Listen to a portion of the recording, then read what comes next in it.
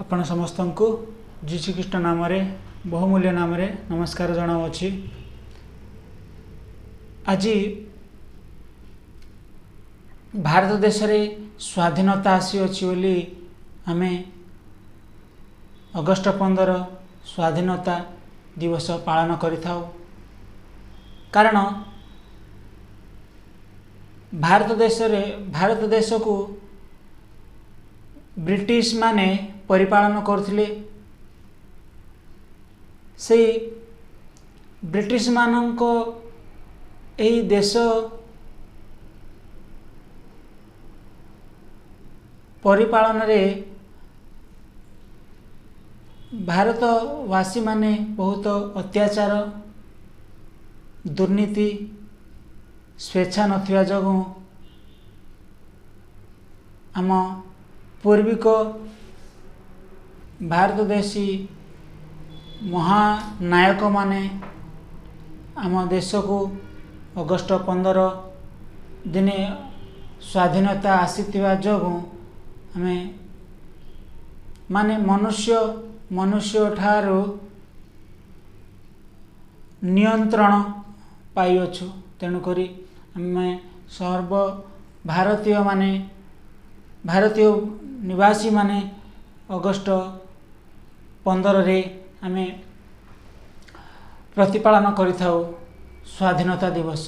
हेले प्रिय माने आज भारत देश को जदि देखिया को गले कौन मनुष्य स्वाधीनता पाइछि।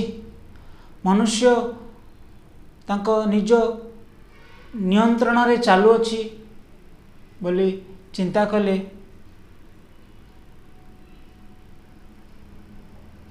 भारत देश रे बास करुवा भारतीय मानन को ही स्वेच्छा न थाए। दिने ब्रिटिश माने आम देश को छाड़ी की चली गले, किंतु जो ब्रिटिश माने आम देश को एते कष्ट वेदना निज स्वतंत्र नथिया देश हमको आज स्वतंत्र मिली अछि बोली कही थाउ। किंतु कौन सत्य स्वतंत्र आसी अछि? मनुष्य को स्वतंत्र आसी अछि बोली कही थाउ। किंतु भारतीय भाई और भौणी माने स्वेच्छा रे बंची पारंते नहीं। कारण आज आमे देखि थाउ आम राष्ट्रभाषी भारत देश रे थिबा एक राष्ट्र मणिपुर। से मणिपुर रे केउ परी स्त्री को एवं भौणी मानंकु अत्याचार व्यभिचार करी ए भारत देश को देखाई अछंती। केते लज्जार विषय, केते दुखर विषय। एपरी अवस्था ब्रिटिश माने मध्य कर नथिले। ब्रिटिश मानकु एपरी आलोचना मध्य नथिला। किंतु ब्रिटिश ठारू अत्यधिक दुर्नीति अत्याचार रे आम भारत निवासी मानक हृदय रे ये आलोचना आसी अछि। थरे चिंता दे करंतु कौन ताके स्वाधीनता आसी अछि आम देश को बोली ताके कौन झंडा उड़े पारंती, पताका उड़े पारंती नहीं प्रिय भाई बोल माने। कारण यह मनुष्य को चिन्हते नहीं जे मो देशवासी भाई और भौणी को एपरी करवा उचित नुहे बोली आलोचना आसेन। ଏପରି କରିବା ଉଚିତ, କାରଣ ତାଙ୍କ ମଧ୍ୟ ଆମ ଭାରତୀୟ ନିବାସୀ ଭାଇ ଓ ଭଉଣୀମାନେ। ଏହି ଆଲୋଚନା ଯେଉଁ ମନୁଷ୍ୟ କରେ ସେତେବେଳେ ସତରେ ଏହି ଭାରତ ଦେଶକୁ ଆମେ ସ୍ୱତନ୍ତ୍ର ଆସିଅଛି ବୋଲି ପରିପାଳନା କରିବା। କିନ୍ତୁ ତେଣୁକରି ମଣିଷକୁ ମଣିଷ ସ୍ୱତନ୍ତ୍ର ପାଇବା ଆବଶ୍ୟକ ନାହିଁ। ପ୍ରିୟ ଭାଇମାନେ, ମଣିଷଠୁ ମଣିଷ ସ୍ୱତନ୍ତ୍ର ପାଇବା ଆବଶ୍ୟକ ନଥାଏ। ହେଲେ କେଉଁଠାରୁ ଆମେ ସ୍ୱତନ୍ତ୍ର ପାଇବାକୁ ହେବ? ଯେ ଈଶ୍ୱରଙ୍କ ଠାରୁ ଆମେ ସ୍ୱତନ୍ତ୍ର ପାଇବାକୁ ହେବ। ଈଶ୍ୱରଙ୍କୁ ଆମେ ଯଦି ଜାଣିବା ତାହେଲେ ନିଶ୍ଚୟ ଆମକୁ ଜଣାପଡ଼େ ଯେ ସ୍ୱତନ୍ତ୍ର ମାନେ କ'ଣ। କାରଣ ବାଇବଲରେ ଆମେ ଦେଖିବାକୁ ମିଳିଥାଏ ଇସ୍ରାଏଲ ମାନେ ଯେପରି ସର୍ବପ୍ରଥମେ ସଦାପ୍ରଭୁଙ୍କୁ ଏ ଜଗତରେ କେବଳ ଜଣେ ହିଁ ଈଶ୍ୱର ଅଟନ୍ତି, ତାଙ୍କେ ସଦାପ୍ରଭୁ ବୋଲି ମାନିଥିଲେ। ତେଣୁକରି ଇସ୍ରାଏଲର ଜାତି, ଇସ୍ରାଏଲର ବଂଶ, ଇଫ୍ରାଇମ ବଂଶ ବୋଲି କହିଥିଲେ ଈଶ୍ୱର। ଇସ୍ରାଏଲ ମାନେ ମୋ ଫଳ ବୋଲି ଈଶ୍ୱର କହିଥିଲେ। କିନ୍ତୁ ଆଗେ ଈଶ୍ୱରଙ୍କ ଦୃଷ୍ଟିରେ ପାପ କରିଥିବା ଯୋଗୁଁ ତାଙ୍କୁ ଈଶ୍ୱର ଶିକ୍ଷା ଦେଇଥିଲେ। ଇଜିପ୍ଟ ବୋଲି ଦେଶ, ଯାହାକୁ ପ୍ରଥମରେ ଆଇଗୁପ୍ତ ବୋଲି କୁହାଯାଉଥିଲା, ଫରୋ ରାଜା ପରିପାଳନ କରୁଥିଲେ। ତାଙ୍କ ପାଖ ଦାସ କାମ କରିବାକୁ ପଡ଼ିଥିଲା ଇସ୍ରାଏଲ ମାନଙ୍କୁ। କାରଣ ଇସ୍ରାଏଲ ମାନେ ଈଶ୍ୱରଙ୍କର କଥା ନ ଶୁଣିବା ଯୋଗୁଁ ତାଙ୍କୁ ଈଶ୍ୱର ହିଁ ଆଇଗୁପ୍ତ ଦେଶକୁ ନିକ୍ଷିପ୍ତ କରିଥିଲେ। ପୁଣି ସେହି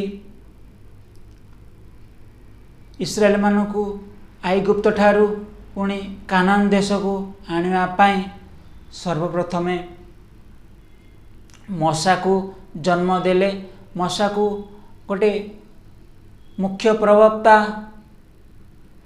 ସହିତ ଗ୍ରହଣ କରି ତାଙ୍କୁ ଆଇଗୁପ୍ତ ଠାରୁ କାନାନ ଆଣିବା ପାଇଁ ବ୍ୟବସ୍ଥା କରିଥିଲେ। ଏ ବିଷୟ ଆମେ ବାଇବଲରେ ଦେଖିଥାଉ। ହେଲେ ଆଜିର ଯେଉଁ ବ୍ୟବସ୍ଥା ରହିଅଛି, ଆଜିର ଯେଉଁ ସଂଗଠନ ହୋଇ ଆସୁଅଛି, ତାହା ଆମେ ଜାଣିବାକୁ ଗଲେ ଭାରତ ଦେଶକୁ କାହିଁକି ଭାରତରେ ନିବାସ କରିଥିବା ଭାଇ ଓ ଭଉଣୀମାନଙ୍କୁ କାହିଁକି ଏତେ ଜାତିଭେଦ, କୁଳଭେଦ, ଅନେକ ପ୍ରକାର ଭିନ୍ନତା ଆସୁଅଛି? କାରଣ ଏ ଜଗତରେ, ଏ ବିଶ୍ୱରେ ଭାରତ ଦେଶ ଏତେ ଧନ୍ୟର ଦେଶ ଅଟେ ଯେ ଅନେକ ଜାତି ମଧ୍ୟରେ ଜାତି ଭେଦ ଥିଲେ ମଧ୍ୟ ଏକତା ହୋଇ ବଞ୍ଚି ହୋଇ ଆସୁଅଛନ୍ତି। ଭାରତ ନିବାସୀ ଗଣମାନଙ୍କୁ। ତେଣୁକରି ଭାରତ ଦେଶକୁ ଏପରି ଗୋଟେ ନାମ ରହି ଆସିଅଛି ଯେ ଭାରତ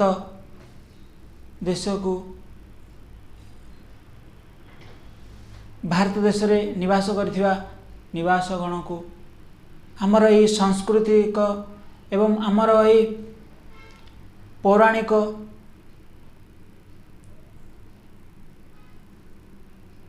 ଆଚରଣରେ ଆଚରିତ ହୋଇ ଆସୁଅଛି।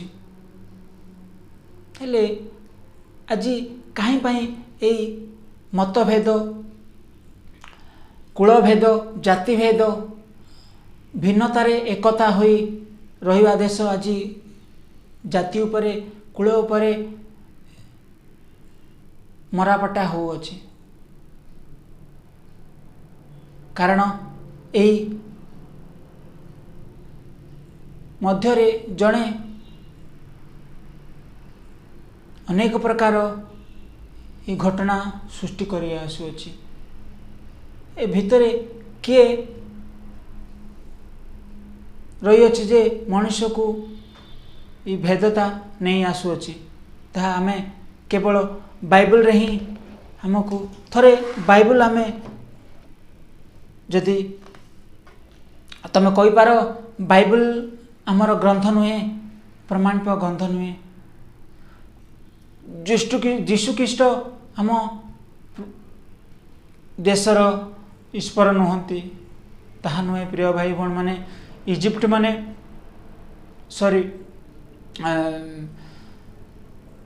ଆମ ଭାରତକୁ ପରିପାଳନ କରୁଥିବା ବ୍ରିଟିଶ ମାନେ କ'ଣ ତାଙ୍କେ ଆମ ଦେଶକୁ ଲୋଟିଲେ ତା ବୋଲି କ'ଣ ବାଇବଲ ତାହା କୁହେ ନାହିଁ? ତାହା ବୋଲି ଆମ ଯୀଶୁଖ୍ରୀଷ୍ଟ ପ୍ରଭୁ ମଧ୍ୟ ଏହି ଶିକ୍ଷା ଦେଇନାହାନ୍ତି। ଦେଖନ୍ତୁ ବାଇବଲ ଆମକୁ କ'ଣ ଶିକ୍ଷା ଦେଉଅଛି। ଗାଲାତୀୟ ତାର 5 ଏବଂ 16 ଆମେ ଦେଖିବା। ଗାଲାତୀୟ 5:16 କ'ଣ କୁହନ୍ତି ଈଶ୍ୱର ବାକ୍ୟ ଦ୍ୱାରା ଆମକୁ ଜଣାଇବାକୁ ଚାହୁଁନ୍ତି। ମୋର ଭାବ ଏହି, ଈଶ୍ୱର ଏଠି କୁହନ୍ତି ଯେ ମୋ ଭାବ ଏପରି ରହିଅଛି ଯେ ଆତ୍ମାଙ୍କ ଦ୍ୱାରା ଆଚରଣ କର, ତାହେଲେ ତୁମେମାନେ ଶରୀରର ଅଭିଳାଷ ପୂର୍ଣ୍ଣ କରିବ ନାହିଁ। କାରଣ ଶରୀର ଅଭିଳାଷ ଆତ୍ମାଙ୍କ ପ୍ରତିକୂଳ, ଆଉ ଆତ୍ମାଙ୍କ ଅଭିଳାଷ ଶରୀରର ପ୍ରତିକୂଳ। ଯେଣୁ ଏହି ଦୁଇ ପରସ୍ପର ଭିତରେ ବିପରୀତ ଅଟେ। ଫଳତଃ ତୁମେମାନେ ଯାହା ଯାହା ଇଚ୍ଛା କର ସେହି ସବୁ କରିପାର ନାହିଁ। ଏଠି ଗାଲାତିଆ ମାନଙ୍କୁ ଈଶ୍ୱର କୁହନ୍ତି, ଗାଲାତିଆ ମଣ୍ଡଳୀକୁ ଲେଖିଛନ୍ତି ଯେ ଆତ୍ମାଙ୍କ ଦ୍ୱାରା ଆଚରଣ କର। ଆତ୍ମା କ'ଣ କରେ? ଶରୀରକୁ କହେ ଯେ ଠିକ୍ କରିବା ପାଇଁ, କିନ୍ତୁ ଶରୀର କ'ଣ କରିଥାଏ? ମାନି ନଥାଏ। ଆତ୍ମାର କଥା ଶରୀର ମାନି ନଥାଏ। ତେଣୁକରି ତ ଆଜି ସମାଜରେ ଗଣ୍ଡଗୋଳ, ଅନେକ ପ୍ରକାର ଆଲୋଚନା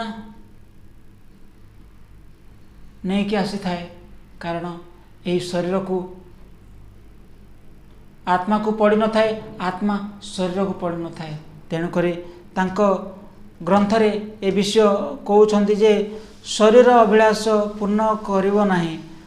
ଯଦି ମନୁଷ୍ୟ ଶରୀର ଅଭିଳାଷ ପୂର୍ଣ୍ଣ କରେ ତାହେଲେ ଆତ୍ମା ନିଷ୍ପ୍ରୟୋଜକ ଅଟେ। କିନ୍ତୁ ଆତ୍ମା ଯାହା ବିଷୟ କହୁଅଛି ତାହା ହିଁ ମନୁଷ୍ୟ ଶରୀର କରିବା ଉଚିତ। ଶରୀର କେବଳ ନିଷ୍ପ୍ରୟୋଜନ ଅଟେ, ଆତ୍ମା ହିଁ ପ୍ରୟୋଜନ ଅଟେ।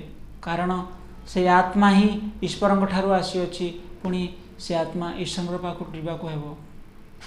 କିନ୍ତୁ ଆତ୍ମାର କଥା ଶରୀର ଶୁଣେ ନାହିଁ। ତେଣୁକରି ଆଜି ସହୋଦର ଭାଇ ଭଉଣୀ ଏସବୁ ଦେଖନ୍ତି ନାହିଁ। ଆଜି ସମାଜରେ ଆମେ ଦେଖିଥାଉ ପ୍ରତି କୁଟୁମ୍ବରେ ଗଣ୍ଡଗୋଳ, ପ୍ରତି କୁଟୁମ୍ବରେ ପରିବାରରେ ଗଣ୍ଡଗୋଳ। କାରଣ ଆତ୍ମା ସତ୍ୟ କହିବାକୁ ଚାହିଁଲେ ଶରୀର ମାନେ ନାହିଁ ତାହା। ତେଣୁକରି ଏହି ସୁଖ ଅଭିଳାଷ ଆତ୍ମାଙ୍କ ଏବଂ ଶରୀର मध्य प्रतिकूल होता है। प्रिय भाई भौणी माने, किंतु यही परस्पर को विपरीत कहीं होता है, किंतु शरीर जा इच्छा करे से सुख पाई इच्छा करें।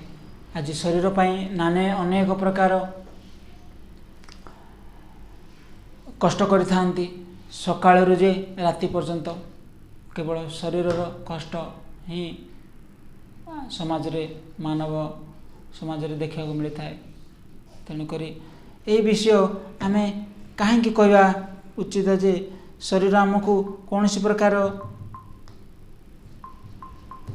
सत्य को नहीं तो न थाए, सत्य केवल आत्मा ही दे थाए।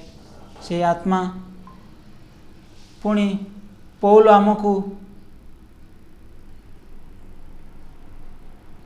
प्रेरित पौल ये आम कहवाक चाहे जे तांको पत्र द्वारा कोरिन्थी मंडली को लिखुअछंती। पाउल प्रथम कोरिन्थी तार 10 प्रथम कोरिन्थी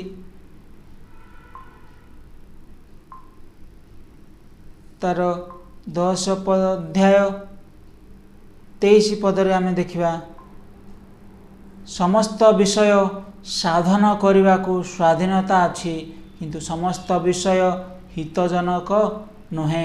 समस्त विषय साधन करने को स्वाधीनता अच्छी, किंतु समस्त विषय निष्ठा जात हुए। देख लो भाई भौणी माने, एडी पाउल कौन कहती, समस्त विषय साधन करने को स्वाधीनता अच्छी। स्वाधीनता आमको कहीं दे अछंती जे ईश्वरंकर इच्छा अनुसार आमे ईश्वरंक गौरव अनुसार आमे करने आमको स्वाधीनता दे अछंती, किंतु समस्त विषय हितजनक नुहे बोली एडी आमको शिक्षा को मिले। समस्त विषय साधन करने को स्वाधीनता अच्छी, किंतु समस्त विषय निष्ठा जात हुए। आज मनुष्य देश रे देश भाग करी होचंती जे तुमर पार्टी अलगा मो पार्टी अलगा, तुमर अमुक पार्टी मो अमुक पार्टी बोली मनुष्य भितर निष्ठा जात होता है। निष्ठा क्योंठार जात होता है? शरीर बांछा सुख बांछा पाई निष्ठा जात होता है। तेणुक आज राष्ट्र को राष्ट्र पड़ी न थाए, पार्टी तुमर पार्टी अलगा मो पार्टी अलगा, तुमर क्रिश्चियन पार्टी आमर हिंदू पार्टी बोली आज भिन्नता नहीं कि आसता है। ये कौन ईश्वर को उचित समाधान? प्रिय भाई भौणी माने, ईश्वर को ये सबू इच्छा अटे नहीं, किंतु आमे जानी पार नहीं। पुणी आउथरे 24 पदरे कहती, कई निजर स्वार्थ चेष्टा न करू, मात्र प्रत्येक जन अन्यर मंगल चेष्टा करू। देख लो प्रिय भाई भौणी माने, जीशुख्रीष्ट भावना केपरि रही अछि। निजर स्वार्थ चेष्टा कर नहीं, किंतु आज प्रति ग्राम ग्राम रे स्वार्थ, प्रति सरपंच ठारू धरी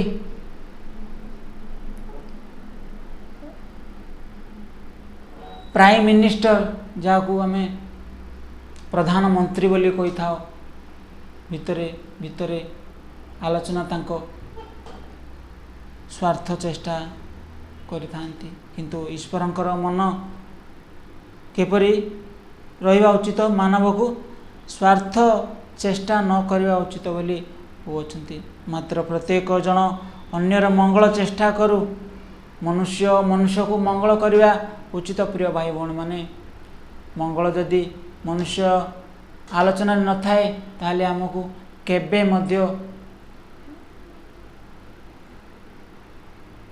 सुख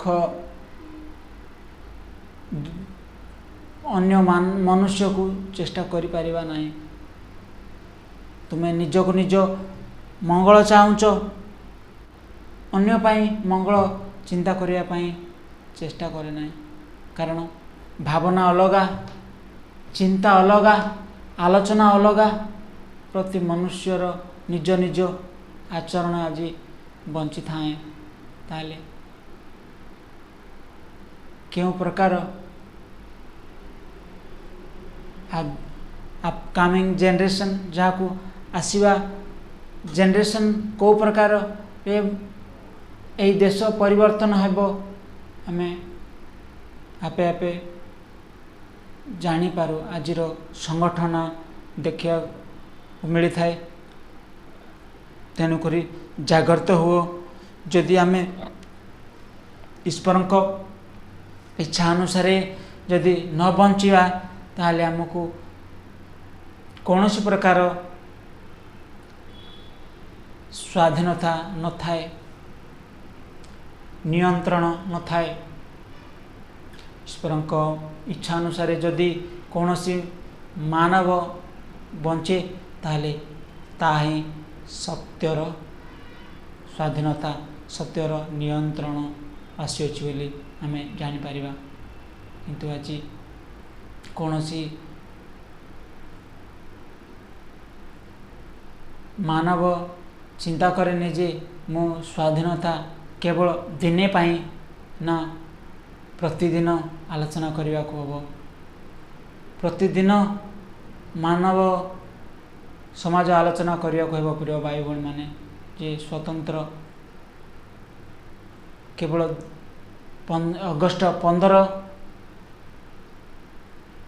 दिन रे ही अगस्ट 15 दिन रे ही स्वाधीनता पालन करवा उचित ना प्रतिदिन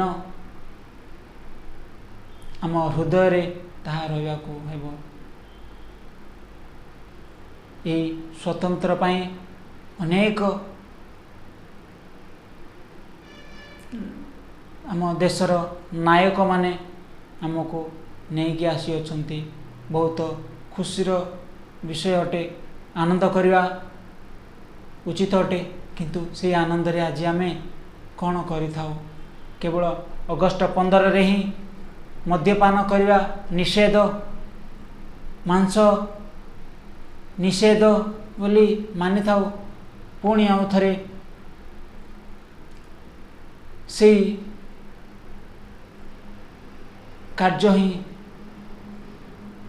करिथाउ। ताहले स्वाधीनता आसे क्योंठु? आमे प्रति ओडिशावासी, प्रति देशवासी आमे ए विषय जानिया कहबो। केवल स्वाधीनता बाइबल आमको एपरी शिखाई थाए।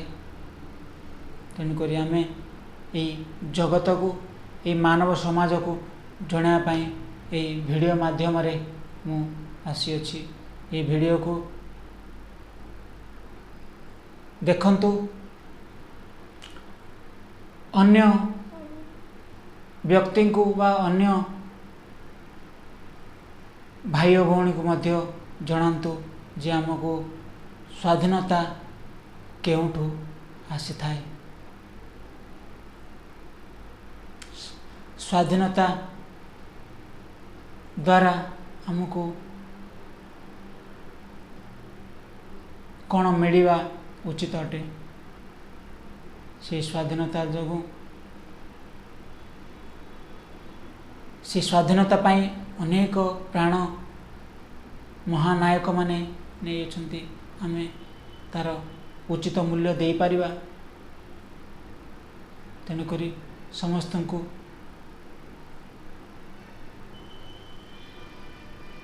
समस्त भाई भौणी मान को ये विषय कहवाई मु इच्छा करुँच। ये वीडियो माध्यम रे दयाकरी ये वीडियो को शेयर करंतु, सब्सक्राइब करंतु, लाइक करंतु। से पर्यंत आपनको मोर नमस्कार।